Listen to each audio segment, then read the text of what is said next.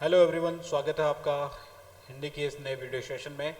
और पिछली वीडियो में हमने लिंग के बारे में आपको बताया था। इस वीडियो में के माध्यम से हम लिंग और वचन में जो हमने बात करनी थी, तो उसमें दूसरा पार्ट जो वचन है, इसके बारे में हम पढ़ने जा रहे हैं। देखिए, जैसे कि पिछली वीडियो में भी आपने देखा था कि जब आपने पुल्लिंग और स्त्रीलिंग के एग्जाम्पल देखे थे, तो वहाँ पर मैंने कुछ चुनिंदा एग्जाम्पल ही वहाँ पर भी करवाए थे।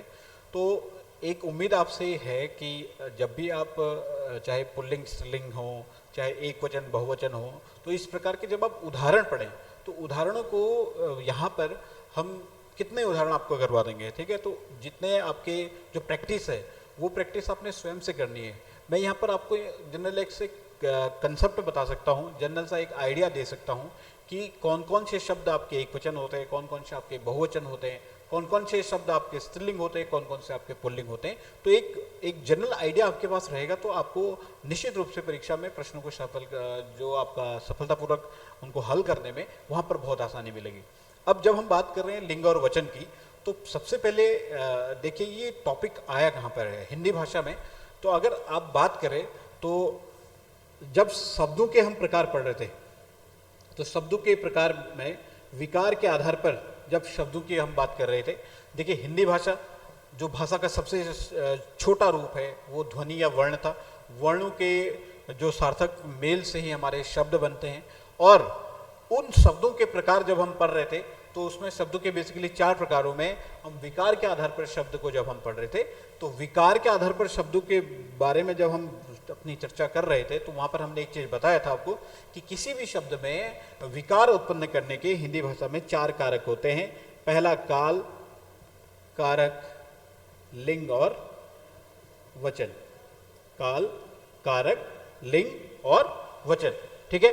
तो ये 4 कारक होते हैं जो किसी शब्द में विकार उत्पन्न करने के लिए उत्तरदायी होते हैं, ठीक। अब काल और कारक को हम पिछले वीडियोस के माध्यम से हम देख चुके हैं, अच्छे से उनको कवर कर चुके हैं। यदि आपने वो वीडियोस आपने देखे नहीं है, तो जाकर के देखिएगा, इनमें बहुत सारे इफेक्ट आपको देखने को मिलेंगे। लिंग भी हम पिछले वीडियो में हम कवर कर चुके हैं, और आज जो आखिरी है इसका, वो है वचन, ठीक है। तो यहाँ पर ये जो वचन टॉपिक है, वो हम हमारे सिलेबस में, ये यूँ कह लीजिए कि हिंदी भाषा में जब हम व्याकरण पढ़ रहे हैं, तो वहाँ पर इसका स्थान कहाँ पर आता है, एक नॉर्मल सा आइडिया इसके बारे में आपको होना चाहिए।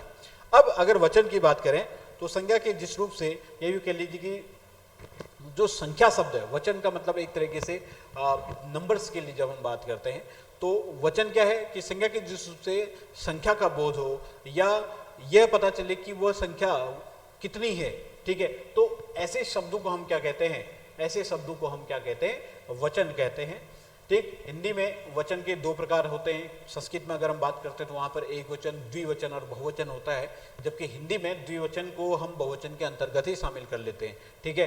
तो एक वचन और बहुवचन, नॉर्मली हम हिंदी में वचन के 2 प्रकार यहाँ पर देखने को मिलते हैं। जैसे लड़का है, तो लड़का का हो जाएगा क्या, लड़के। मैं का हम, वह का वे, छोटा का छोटे, बड़ा का बड़े, पढ़ता है का पढ़ते हैं, खाता है का खाते हैं। अब एक चीज़ देखिएगा इसमें, अगर आप लोग इन शब्दों को अच्छे से पहचान पा रहे, तो लड़का कैसा शब्द है भाई, लड़का आपका कैसा है, संज्ञा शब्द है। मैं, वह, ये कैसे हैं, सर्वनाम है, कैसे हैं, सर्वनाम है, ठीक है। छोटा, बड़ा, ये शब्द कैसे हैं आपके, ये शब्द आपके विशेषण, कैसे, विशेषण शब्द हो गए। और पढ़ता है, खाता है, ये क्या है, ये आपकी क्रिया है।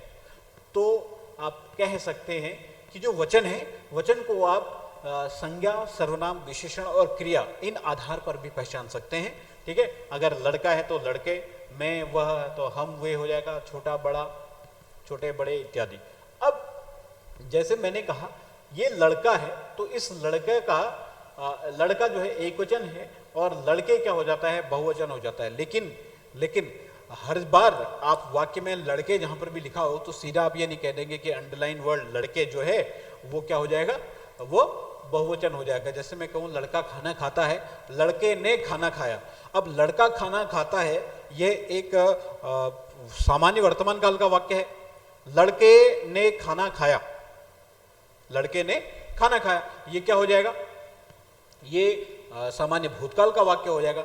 लेकिन आप अगर गौर करो, तो लड़का खाना खाता है और लड़के ने खाना खाया में लड़का और लड़के दोनों शब्द ये एक वचन के रूप में ही प्रयोग हुए हैं, एक ही लड़के के लिए तो प्रयोग हुआ है, ठीक है।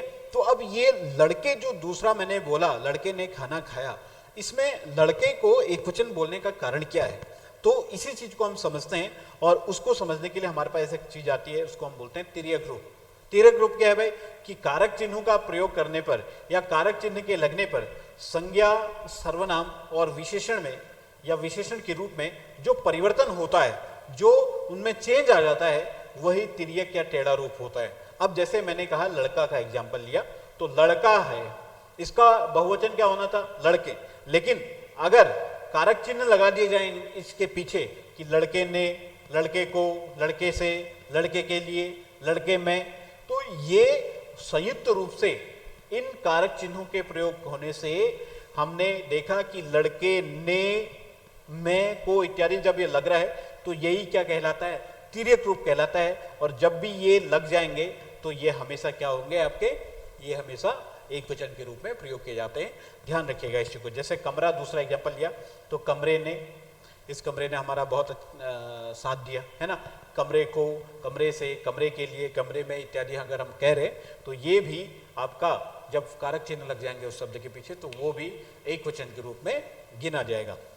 दूसरा, जैसे हमने लिंग में वहां पर चर्चा की थी कि कुछ शब्द ऐसे होते हैं जो सदैव पुल्लिंग में होते हैं, प्रयोग पुल्लिंग के रूप में प्रयोग किए जाते हैं, कुछ शब्द सदैव स्त्रीलिंग के रूप में प्रयोग किए जाते हैं।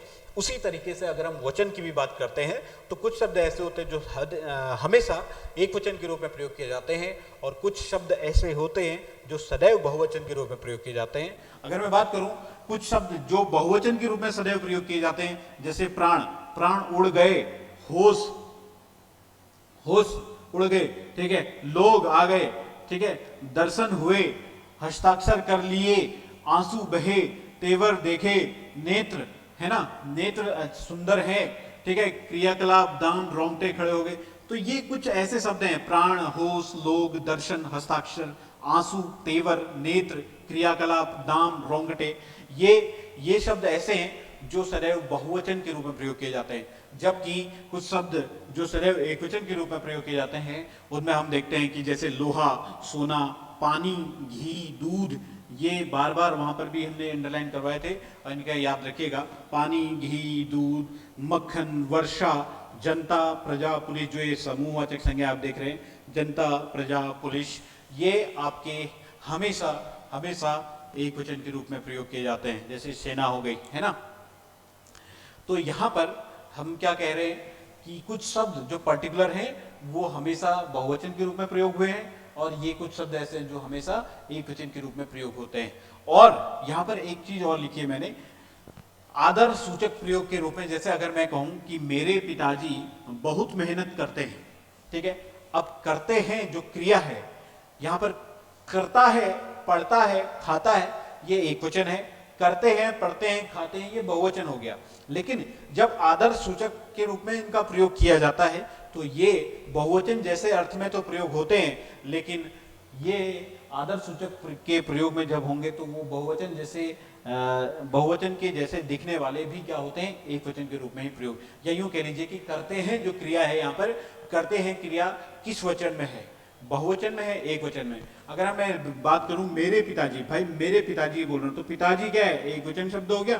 तो बहुत मेहनत करते हैं, अब करते हैं जो है मैंने आदर सूचक के लिए इसमें प्रयोग किया है, हालांकि वो बहुवचन है, लेकिन आदर सूचक के लिए जब हम प्रयोग कर रहे हैं, पिताजी के लिए जब हम प्रयोग कर रहे हैं, तो वो इस क्रिया के द्वारा आप ये नहीं कह सकते कि पिताजी जो होगा वो बहुवचन शब्द होगा। पिताजी हमेशा एक वचन ही है। हाँ, क्रिया जो है उस एक वचन के को दर्शाने के लिए बहुवचन की क्रिया यहाँ पर दिख रही है, लेकिन बहुवचन की क्रिया क्यों दिख रही है? क्योंकि हम आदर के रूप में इसका प्रयोग कर रहे हैं या आदर के अर्थ में इसका प्रयोग हम कर रहे हैं, ठीक है। बाकी जो जैसे कि मैंने बताया कि जो एक वचन और बहुवचन के एग्जाम्पल, बहुत सारे एग्जाम्पल रहते हैं, उन्हें आप लगातार उनका जो अभ्यास है वो करते रहिएगा। इस वीडियो के माध्यम से आपको उन प्रश्नों को हल करने में जरूर मदद मिलेगी, ठीक है। Thank you.